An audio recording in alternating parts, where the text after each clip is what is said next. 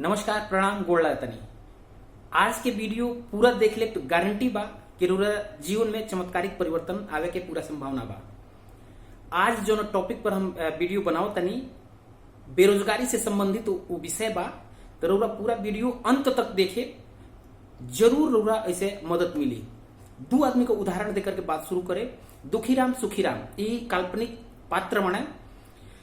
दुखीराम और सुखीराम दोनों जने के सांझी के 5 बजे दूध लेवे जाए के रोज के काम बा। दुखीराम जाला तो 70 रुपया लीटर के दूध लेके आवेले और सुखीराम जाले तो 75 रुपया लीटर के दूध लेके आवेले। लेकिन जो दुखीराम बाणे वो 1 घंटा लागेला जो दुकानी पर जहां दूध मिलेला, वो जो 1 घंटा के लंबा लाइन के बाद से उनके नंबर आवेला, दूध लेके आवेला। और सुखीराम जाले तो फटाक से गईले। 5 रुपया चूंकि महंग बा तो उनका वो जो लोग नहीं थे, वो जो भीड़ नहीं थे, तो 5 रुपया महंगा दे करके तुरंते घरे आ जाले। का लगता कि एमे सुखीराम होशियार बने कि दुखीराम होशियार बने? एगो नजरिए से तो दुखीराम होशियार लौकत आने, लेकिन दूसरा नजरिया जोन बा, जो आज के हिसाब से जो नजरिया हम पेश कर चाहता नहीं कि सुखीराम 1 घंटा के समय बचा के आके नया उस समय में सीखत आने कुछ इंटरनेट पर बेरा। सीखने के बाद से भविष्य में, चूंकि उनका पता बा कि भविष्य में जितना भी कमाई के माध्यम बा वो इंटरनेट पर ज्यादा जाकर के शिफ्ट हो जाए, नया तकनीकी पर जाकर शिफ्ट हो जाए, नया टेक्निकल ज्ञान की जरूरत बा। तो इसे वो 1 घंटा वो ईमेल लगावता है। सुखीराम दुखीराम जाता है तो 5 रुपया सस्ता ले आता है, 1 घंटा लगा करके आवता है। बस यही एगो फर्क बा अमीर आदमी में और गरीब आदमी में। जे अमीर मानसिकता, माफ कर सके नहीं कि अमीर मानसिकता और गरीब मानसिकता एगो होला कि वो विचारक के हम एगो लाइन कोटेशन पढ़ ले रहनी कि गरीबी एक मानसिक बीमारी है। वो बात वो बेरा हमरा समझ में ना आई, लेकिन आज हम पूरा यकीन से कह सके नहीं कि सोच के सारा खेल सोच पर निर्भर बा कि कोनेगा आदमी अमीर या गरीब हो सकेला। बस यही अंतर के डिफाइन करे खातिर आज के वीडियो बा। गरीब आदमी बा पूरा जीवन पैसा बचौले पर लगा देला कि कोने यहाँ सब्जी ले जाए तो 2 रुपये मोल भाव करी, कोने कोने मतलब हर जगह वो मोल भाव कर करके अपन जीवन गुजारेला। ओकर पूरा दिमाग के एनर्जी जोन बा वो लागी कोने का बचत कर जा। अमीर मानसिकता वाला जे लोग बा वो बचत पर ध्यान तो दी, बचत एगो बहुत बढ़िया आदत बा, लेकिन ओकरा से ज्यादा वो फोकस करेला कि नया ज्ञान सीख करके आमदनी कोने का बढ़ा लिया जाए। तो रोरू चाहिए कि बचत से ज्यादा रउरा कमैले पर रउरा का लगता है। महंगाई के मार ए बेरा भीषण कोरोना काल बा, एमे महंगाई में का जितना मिलेनियर लोग बा ओकरा खर्चा में कहीं दिक्कत आवत हुई। हाँ, ओकरे आमदनी में तो दिक्कत हो गई बा, लेकिन ओकरे खर्चा में तनिको दिक्कत नहीं है। तो रउरा परेशान बानी महंगाई से नहीं की, कम आमदनी से बानी, गरीब बानी, ऐसे रउरा महंगाई के असर बाटे। जे तुझे कर पैसा बाटे वो 1000 रुपये लीटर तेल हो जाओ, ओकरा कोनो फर्क नहीं पड़े के। फर्क पड़े के बाटे आम आदमी के। और आम आदमी आम तौर पर बचत वाला मानसिकता के होला, वो ज्यादा कमैले वाला मानसिकता पर ना ध्यान देला। काहे? हर बात पर ओकरा लगे जवाब बा कि किस्मत, भगवान, समय, चाहे लोग, हमार महतारी बाप वो तरह के ना रहे। इस सगरी बहाना साइटिस ले जा करके वो अपने आगे रख दी, हमारा कुछ ना करे पड़े। एक बेर के हम बात बताओ तनी, वीडियो हम देखनी टीवी पर रहे कि ओइमे एगो बालक, एगो लड़का, नौजवान खीस में चुनाव के समय के वो वीडियो रहे कि ढेला लेकर के मारता कि महंगाई से परेशान, बेरोजगारी से परेशान, दुनिया भर के वो मारता, गुस्सा बा। फिर कहता कि संकल्प ले ले बनी, सरकार बदल दे। सोची उस सरकार बदले के तो तैयार बा, अपने आप के बदले के तैयार नहीं है। तो हमने के अपने आप के बदले के बाद, जैसे उदाहरण स्वरूप एगो बात बताओ तनी कि हमने के हमेशा ही कहल जाला कि हमार बाप दादा ऐसन रहे, वो बेरा के समय ऐसन रहे, बढ़िया रहे। का लगत आटे रौरा जब नाती पोता हुए से तो इहे न कहिए सो कि हमारे बाबा के समय बढ़िया रहे वगैरह, बहुत सस्ता रहे।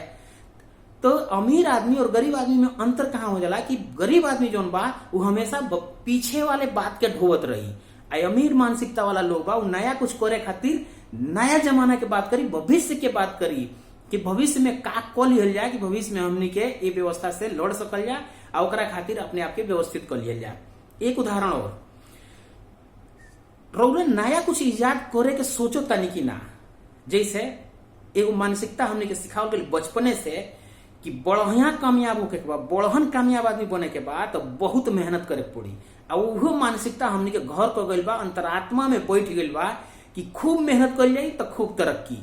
ए हिसाब से तो रिक्शा चलावे वाला, बिल्डिंग में काम करे वाला लेबर, मिस्त्री, ठेकेदार या चाहे कोयला के खदान में काम करे वाला लोग, चाहे और भी मेहनत मजदूरी करे वाला लोग, सब लोग अमीर हो गए रही।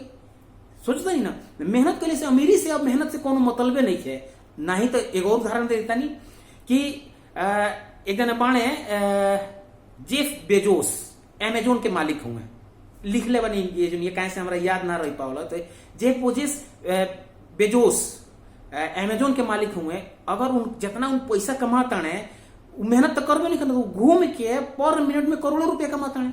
ये हिसाब से तो मर गए रहते हैं, इतना पैसा कमा गए बने, मेहनत करके रही। तो चाहे मार्क जुकरबर्ग, फेसबुक के मालिक, व्हाट्सएप के मालिक, कहाँ वो मेहनत करता है भाई? वो लोग के मेहनत शारीरिक मेहनत नहीं है, वो लोग के मेहनत जो बा मानसिक मेहनत बा। हेकरे ऊपर जितना लोग मेहनत करेला वो ढेर पैसा कमाला, हेकरे नीचे से मेहनत करे वाला लोग के लगे पैसा ना रहेला।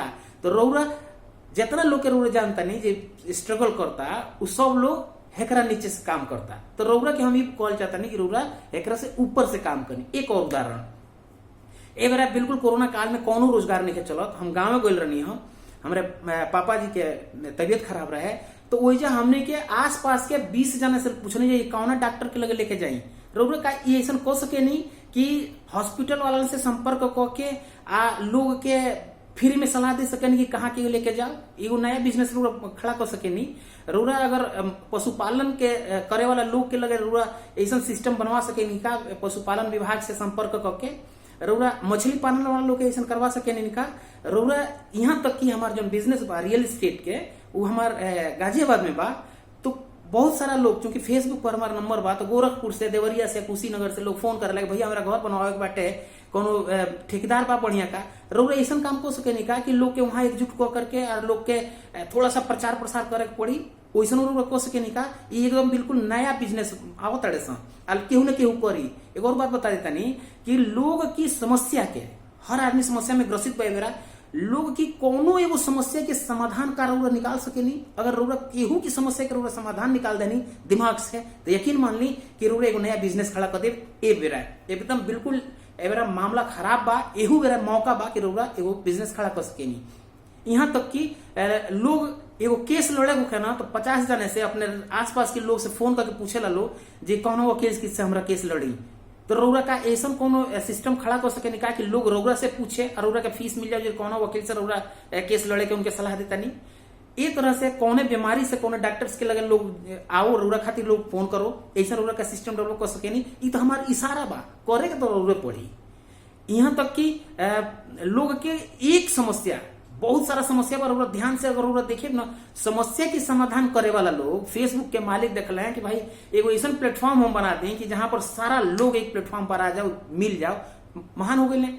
अमेजोन के मालिक कहले कि सामान के डिलीवरी में बहुत समय लगता था, हम ऐसा सिस्टम बना दी कि कुरियर के माध्यम से फटाफट लोग के लोग सब पहुंच जाए। तो एक तरह के एगो नया सिस्टम डेवलप करे के बा। हमारे एक मित्र बने एयरफोर्स से रिटायर होके बने, रिटायर भइले से पहले भविष्य के व्यक्ति कह करके ग्रोसरी के सामान होम डिलीवरी करे वाला कंपनी खोल दिले। तो का लगा था टेकर देखियो कितना भविष्य देखा तड़े। दोसर आदमी रिटायरमेंट से पहले वो प्लान कर लेला, घर बना करके कौन कुत्ता लेकर के मतलब मेजर साहब फलाने साहब घूमत रही लो, पूरा मोहल्ला में जाकर के करी लो। एक और हम गाँव गए नहीं है तो चीज देखनी है कि सारा लड़का बेरोजगारी में मेरा गाँव गए बने सब, हर लड़कन के मानसिकता हो गई बा चुनाव के, हर नेतन की लड़कन के अंदर एगो नेता जन्म ले बा। तो वो एगो बढ़िया काम बाटे, समाज सुधार वाला काम बाटे।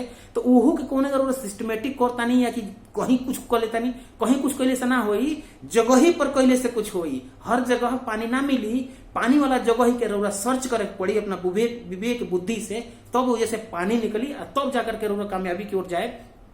अगर वीडियो बढ़िया लागल तो अब हम निवेदन करें कि सब्सक्राइब कर दी। सब्सक्राइब के लिए में कोनो पैसा नहीं लागे के, ऐसे हमारा मनोबल बढ़ी। आ लाइक कर दी, अगर कम से कम 5 जाने के लगे वीडियो पहुंचा दी कि हो सकेला केहू न केहू के जीवन में परिवर्तन आ जाओ। फिर से आखिरी निवेदन कि भोजपुरी बोले वाला लोग के खूब सहयोग करे के बा। अब भोजपुरी बड़ा शान से बोले के बा, हर मंच पर बोले के बा, हर जगह बोले के बा। अगर कहीं भी दिक्कत आवत हटे तो केहू के अपने भोजपुरी भाषी वाला लोग के तो फटाक से जाकर के वो खड़ा हो जाए के बाटे कि हम बानी तारा संग है, सबके मार्ग दिखावे के बाटे, नया नया मार्ग खोलने वाला कोशिश करे के बाटे। यही के बाद से सब लोग स्वस्थ रहो, सफाई के विशेष ध्यान दो, अंगोछा गमछा मास्क के प्रयोग करो, कोरोना से जितना हो सके वो बची, क्योंकि बचावे इलाज बा। जब इलाज आ जाए ओकरे बाद से तो फिर से स्वतंत्रता तो आइल ही बाटे। राखी हो काल, वो रक्षाबंधन के बहुत बहुत बधाई। हर भाई बहन के प्यार के प्रणाम करतनी, गोड़ लागतनी।